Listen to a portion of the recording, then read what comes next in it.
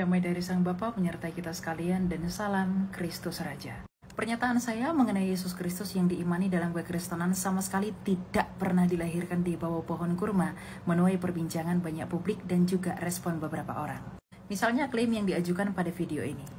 Itu di Yeriko tuh memang kota korma. Di Bible disebutin Yeriko kota korma.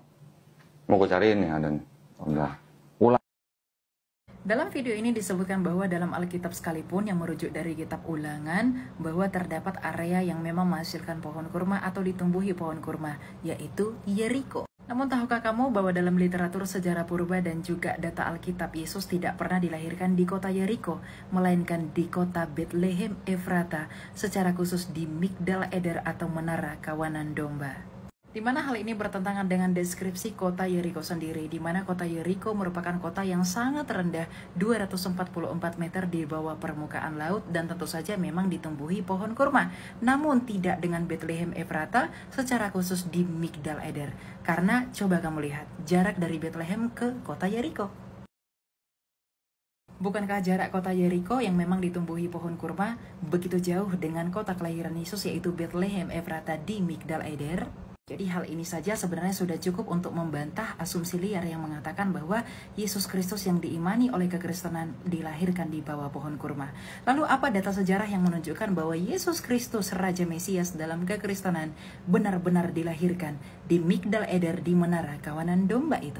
Lukas 2 ayat 8 hingga 18 mencatatkan bahwa ada beberapa gembala yang sedang menggembalakan kawanan domba mereka di padang pada waktu malam. Dan tentu saja mereka adalah pengembala yang memang tinggal di dekat kota Bethlehem dan tentu saja dari Migdal Eder.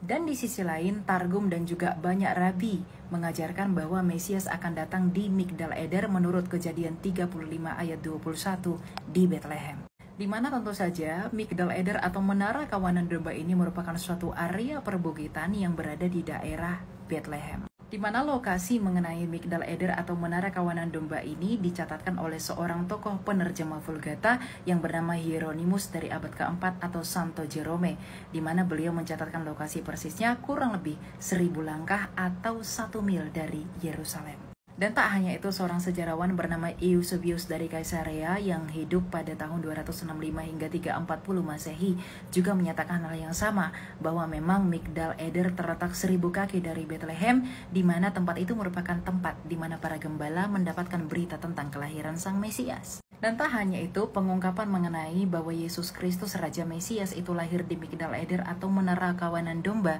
secara khusus di kandang domba, juga diungkapkan oleh tokoh sejarah bernama Origen dari Alexandria yang hidup pada tahun 184 hingga 253 Masehi. Anda boleh merujuk data tersebut dari bukunya yang pertama, bab 51 yang berjudul Contra Celsum.